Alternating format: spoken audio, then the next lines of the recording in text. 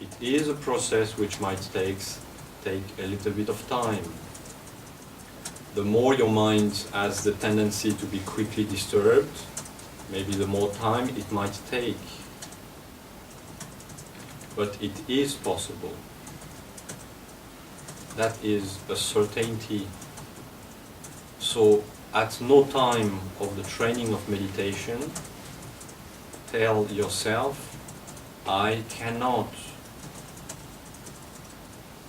Because this is not true. This is maybe a part of your own laziness, which does not want to apply enough effort to reach the goal that you set for yourself. If you leave laziness aside, if you develop the correct motivation, because you know what you want to achieve and for whom, then you can do it. There is not even the shadow of a doubt about it. Something which can help us often to come in touch with our own mind, to become aware of what is happening, of the process which is taking place in our mind, is to learn how to breathe. This might sound funny for some of you, but according to the state of mind we have a different way of breathing. Either you are happy, afraid, excited, you do not breathe the same way. And when you are not aware at all of what is happening in your wide mind, you have a very shallow way of breathing. When you feel that your mind is getting disturbed, there is something going on, you have not named it yet, but it starts to move. If at that right moment you take one deep breath, it gives you the time, it gives you the opportunity to become the observer of your thoughts instead of being caught and overwhelmed by them. That little space of 1 second is all what you need to connect with your meditation, to start the process of meditation and becoming more aware of what is going on.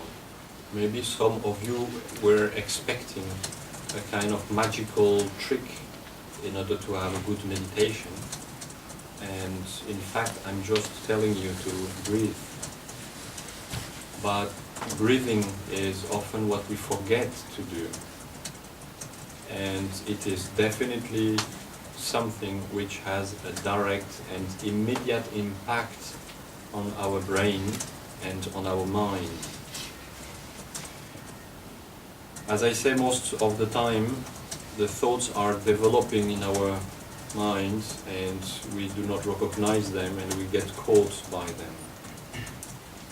You take a deep breath, create a small gap, become the observer of your own mind.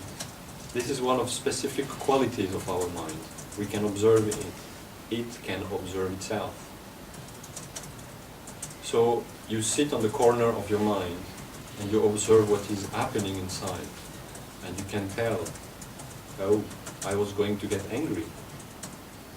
Why was I going to get angry? Sometimes you just see the thought of anger, no specific reason. This is what we call usually the bad mood. We don't know why, but we are in a bad mood. Some other time you can see some causes. Maybe somebody in front of you is talking bad, has a bad attitude towards you.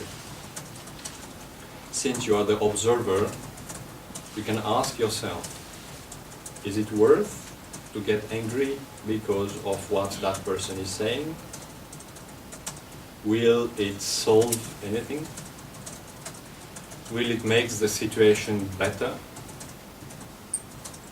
Will it help me to think better, to find a solution to the situation or to a problem? I guess you have the answer, which is no. The more our mind is disturbed, the less we can think clearly. So, if we want to think clearly, we have to reduce the amount of disturbance in our mind. And since we are, after all, and the creator and the observer of our thoughts, it might not be so difficult to reduce the amount of disturbance. One of the important points is to remember you can do it. And this is really something you have to stick in your own mind. It is possible. If you doubt in your own capability to pacify the mind, this is one more disturbance you will have to deal with. Right?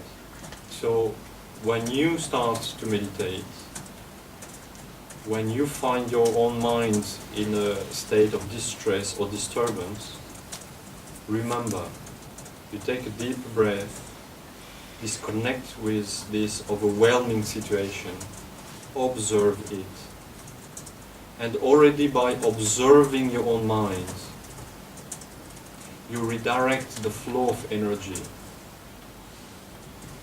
Our mind cannot think about two things at the same time. Either you are angry, either you observe your anger. Not two things. And if you start to observe your anger, you remove the energy from the thought of anger, which means your anger disappears. There are some moments in our days when our mind is clear of thoughts. But most of the time we don't recognize them very much. Two of these moments, or two possibility for our mind to be clear, is when we yawn and when we sneeze. These two moments, of course, are not easy to repeat voluntarily. But when we reach the end of sneezing, for 2 seconds maybe, the mind is clear. That is interesting because it means your own mind is accustomed already to be peaceful sometime. It's not something that you have to create from anew. So maybe the next time you sneeze, you try for a few seconds to observe the mind before the usual amount of thoughts will reappear and you will again develop this wideness of mind. Another type of meditation, besides pacifying our thoughts, is to concentrate our mind. Of course, it requires that we do pacify already a little bit our thoughts, and then we take an image, a picture. The more virtuous this picture is, of course, the better it is. But you could take a flower, you could take a spoon, any object on which your mind can concentrate. You look at the picture without thinking too much about other things than the picture you are looking at, of course. Then you put the picture down, you close your eyes, and you remember that picture. Remembering that picture, you try to maintain your mind on it. Of course, easier to say than to do, because our mind is used to jump here and there.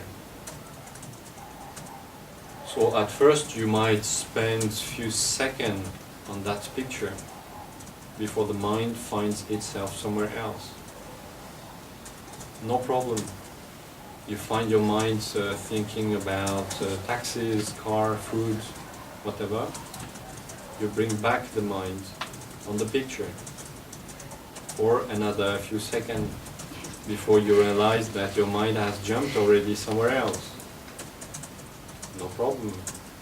You take the mind wherever it is and you bring it back on the picture.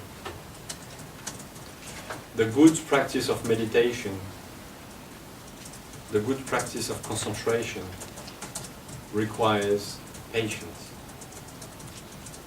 And at first, of course, patience towards yourself.